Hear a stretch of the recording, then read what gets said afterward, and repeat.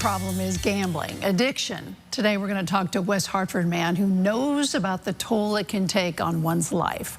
My guest is Brian Hatch. Brian, welcome. Thank you. Thank you so much for having me, and thank you for talking about gambling addiction. You bet. Tell me your story. What happened? When did you start gambling? I was 18. I was a freshman in college, and some friends wanted to go play blackjack at the local casino. We could get in at 18. It was a tribal casino, and we gambled. And I, returned a few days later because I liked it a lot. I won that night, and that set me off. Eventually, I gambled my way through my freshman year and got kicked out of school, and that kind of put me on a path of gambling for the next 13 years. Did you tell anybody how much in debt you were, and how in debt were you? No. I think the first year I kept track, but after that I have no clue. I gambled away my paychecks for the 14 years that I gambled. What else did it do to your life? It completely distracts from your life. I mean, I never graduated from school. I felt weird about trying to ask girls out because I didn't have any money. I would choose to gamble over hang out with my friends. It just sucks you in. It takes away your life. How did you end this? How did you get help? I tried many different avenues. I went to Gamblers Anonymous for a long time, which is a wonderful organization. I went to therapy, and in the end, it was because I had hit bankruptcy. I never thought I'd hit bankruptcy. It was a line that I thought I'd never cross. And I hit that, and I thought, I'm done. And I stopped, and then I needed to start talking about it, but I didn't have any money for therapy again, so out came the podcast that I do called All In the Addicted Gamblers Podcast. So that just came out of a need that I needed to talk about it. All right, how are you helping others? And is there enough help out there? No. To answer the second question first, no, there's not enough help out there. There could always be more help, and that requires money. And that's a whole nother conversation. Right now, I do a podcast. I basically have people on who want to share their stories about how they gambled, what they gambled on, how they got into recovery, what it did to their family. And then they share that with the listening audience so they can listen and go, okay, I was kind of like that. Maybe I could try this.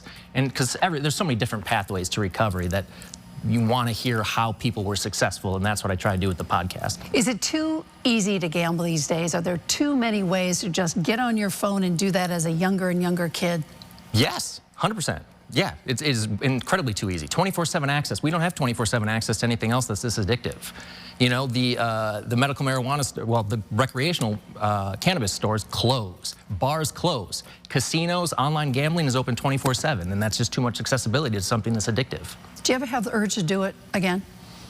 I get thoughts all the time about doing it. I have dreams about doing it, but I'm in a different place. I don't want to do it. I don't want that to own me anymore. I'm in a comfortable spot in my life now where that doesn't control me anymore, and I want to remain there. How do we need to help folks? Because as you say, it is everywhere. You can get access to it. So what's the best way to say to young kids, don't start, and if you do, control it? You've been there. What do you say? Well, I was a smoke-free class of 2000. I was a dare kid. I smoked and I tried drugs. That you tell kids not to do something, they're going to do it. And that's okay. People should be able to gamble. But we should not be getting people addicted to gambling. We should not be providing an avenue for them to not be able to get out of the cycle of gambling. And that's what we have done. I know everybody who works in the state with gambling. And by the way, the treatment in the state, Connecticut, if you're going to get a gambling addiction, Connecticut is a good place. That's a weird thing to say. Connecticut is a good place to get it because the treatment providers in this state, they all care. I've talked to them all. They all care, and they want to help the client. They want to help these people get out of that cycle of the gambling. Brian, keep talking about it. Thanks for coming in and telling us your story. Thank you, Ann, and thank you for talking about it. You bet.